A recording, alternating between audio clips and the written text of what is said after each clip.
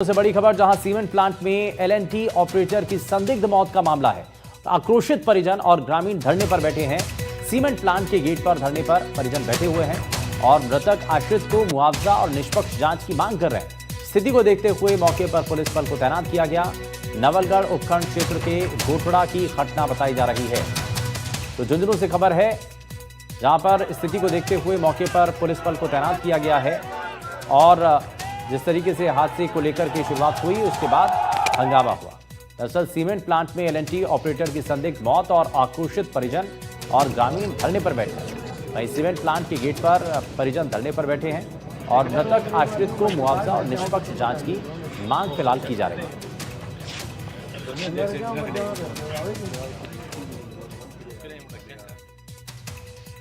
वहीं झालावाड़ की घटना को लेकर बीते 15 दिनों से धरने पर बैठे नरेश मीणा ने शहीद स्मारक पर पहुंचकर अपना धरना और अनशन समाप्त कर दिया है। दरअसल उनकी प्रमुख मांग पीड़ित परिवारों को उचित मुआवजा दिलाने की थी। अनशन खत्म किए जाने के दौरान नरेश मीणा को 80 से 90 लाख रुपए की आर्थिक सहायता मिलने की बात कही गई। इस राशि को पीड़ितों को चेक के माध्यम से देंगे वो।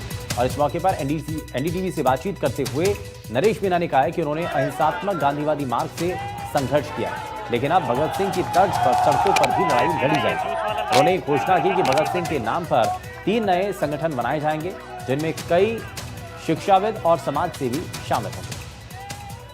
तकरीबन 15 दिन के करीब जो है नरेश मीणा शहीद स्मारक पर धरना प्रदर्शन करते हुए दिखाई दिए, लेकिन एक बार भी सरकार की तरफ से जो है उनके द्वारा मुलाकात नहीं की गई है। और इस पूरे प्रदर्शन के दौरान नरेश मीणा वो है हॉस्पिटल के अंदर भर्ती भी रहे, उनकी तबीयत भी बिगड़ी और जो वेट है वो काफ़ी हद तक जो है लूज़ भी हुआ।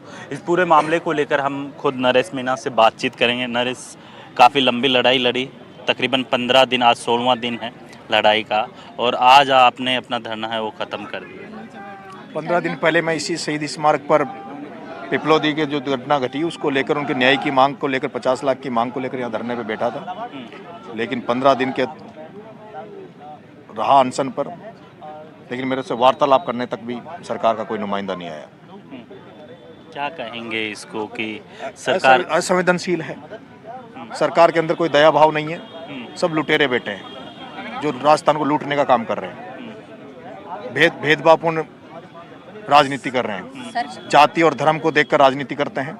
ये जो बच्चे मरे, ये दलित, 2 बच्चे दलित समाज के थे, 4 बच्चे आदिवासी भील समाज के थे, 1 बच्चा लोधा समाज का था।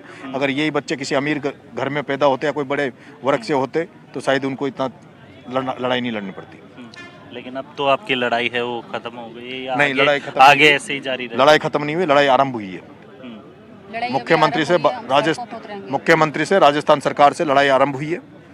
गांधीवादी तरीके से सबका आग्रह था कि भाई आप गांधीवादी तरीके से आंदोलन करें। मैंने 15 दिन अनशन पे रहा, 15 दिन में, लेकिन गांधी को किसी ने नहीं सुना।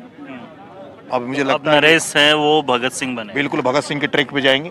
दलित और आदिवासी की पूरे देश में बात होती है कि दलित आदिवासियों को मेन मुख्य धारा में लाना चाहिए। जो मुख्य धारा में इस तरह से लाया जा रहा है, 5 बकरी और बकरा दिया जा रहा है।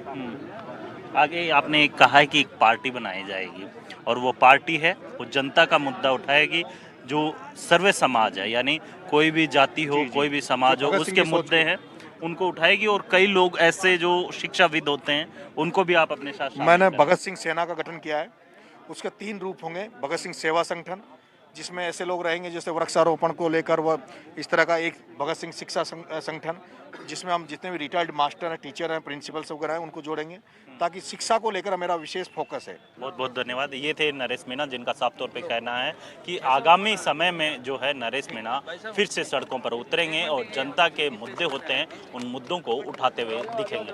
जयपुर से अस्मित के साथ वीरेंद्र सिंह शेखावत, ABTV। राजस्थान के गृह विभाग ने जयपुर मेट्रो के कर्मचारियों को हड़ताल न करने के लिए पाबंद करते हुए एक आदेश जारी किया है। हालांकि ये कोई पहली बार नहीं है जब इस तरह का आदेश जारी किया गया। इससे पहले कुछ इसी तरीके के आदेश 29 अप्रैल 2024 और 25 अक्टूबर 2024 को भी जारी किए गए। इन आदेशों के जरिए मेट्रो को अति आवश्यक सेवाओं की कैटेगरी में डालकर कार्मिकों की हड़ताल करने पर पाबंदी की गई। वहीं दूसरी ओर मेट्रो कर्मचारियों का आरोप है कि ऐसा उनकी आवाज दबाने के लिए किया जा रहा है। लगभग 12 साल की नौकरी करने के बाद भी अभी तक मेट्रो में प्रमोशन से जुड़े नियम नहीं बनाए गए। इसके साथ ही लगातार मेट्रो में भाई भतीजावाद किया जा रहा है। इसके खिलाफ आवाज ना उठा पाए, इसी मंशा से ये आदेश जारी किए गए। वहीं जयपुर मेट्रो के सीएमडी वैभव गालरिया ने कहा है कि मेट्रो की सेवाएं अति आवश्यक हैं, इसलिए गाइडलाइन समय समय पर जारी की जाती है। कर्मचारियों का कहना है कि ऐसे आदेश उनकी मांग को दबाने के लिए किए जाते हैं, उनकी हक की आवाज को दबाने के लिए दिए जाते हैं। वहीं दूसरी ओर मेट्रो प्रशासन का कहना है कि चूंकि मेट्रो एसेंशियल सर्विसेज में आती है, तो इस तरह के आदेशों से सुनिश्चित किया जाना आवश्यक हो जाता है कि मेट्रो में की जो संचालन है वो निर्बाध रूप से चलता रहे। वहीं दूसरी ओर गृह विभाग से जब हमने बात करने की कोशिश की तो उन्होंने कहा कि ये संबंधित विभाग का मामला है कि प्रमोशन की नीतियां बनाई जाए या नहीं बनाई जाए। हम केवल वे आदेश फॉलो करते हैं जिस तरह से अगर हमें संबंधित विभाग से ये बात सुनिश्चित करवाई जाती है कि इस तरह के आदेश की आवश्यकता है, तो हम जो रासुका का आदेश है वो जारी कर देते हैं। वहीं इस पूरे मामले में कर्मचारियों का आरोप है कि जो मेट्रो प्रशासन है उसमें दिल्ली मेट्रो की जो भूमिका है वो बढ़ती जा रही है और दिल्ली मेट्रो के जो कर्मचारी हैं या दिल्ली मेट्रो का जो प्रशासन है वो ईस्ट इंडिया कंपनी की तरह व्यवहार कर रहा है और जयपुर मेट्रो पर पूरी तरीके से काबिज होने की कोशिश कर रहा है।